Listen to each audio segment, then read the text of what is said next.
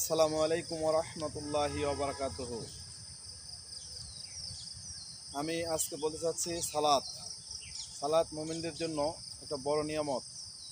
সালাত মুসলমানের জন্য একটা বড় নিয়ামত। সালাত মুসলমান মানুষের জন্য, মুসলমান ছেলে মেয়েদের জন্য বড় নিয়ামত।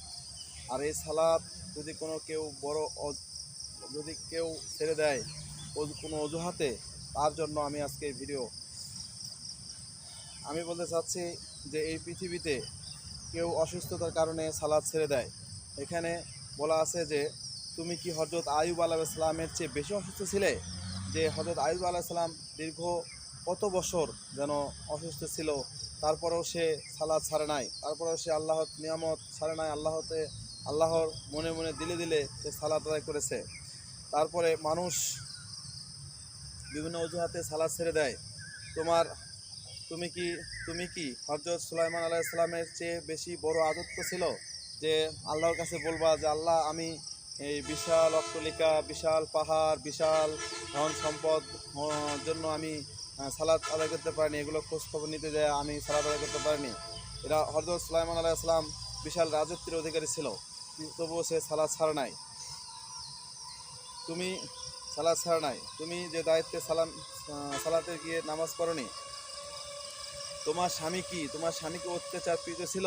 তো তুমি অজুহাত দেখাতেছো যে আমার স্বামী একজন নাফরমান ব্যক্তি, আমার স্বামী একজন ভালো ব্যক্তি না, আমার স্বামী বড় বিভিন্ন রকমের খারাপ নিয়ম থাকতো, আমি সালাত আদায় করতে পারতাম না।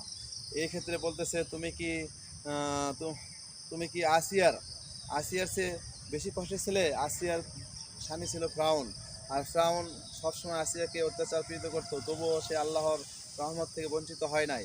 আল্লাহর রহমত সবসময় আল্লাহর রহমত কামনা করছে এবং আল্লাহর নিয়মত নিয়ে চলাফেরা করছে। এখন আপনি বলতেছেন তুমি কি সংসারে তুমি কেন নামাজ পড়নি? সাংসারিক কাজকর্মের কারণে? তুমি কি ফাতেমা আলাইহিস সালামের ফাতেমা রাদিয়াল্লাহু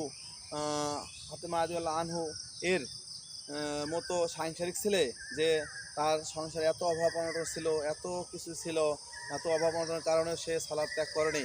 তুমি কি তার চেয়েও বেশি অভাবী ছিলা? তার চেয়েও বেশি খারাপ ছিলা? তুমি সালাত ত্যাগ করেছ? না হও, নামাজ পড়া আল্লাহর কাছে কোনো অজুহাতই চলবে না। সমুদ্রে হাবুডুবু খান, তবুও নামাজ ত্যাগ করতে পারবেন না। সমুদ্রের ভেতরেই আপনি সালাতের প্রস্তুতি নিতে হবে, আল্লাহকে ভয় করতে হবে। আমরা সবসময় সালাত ত্যাগ করব না। সালাত নিয়ে এত ব্যতিব্যস্ত।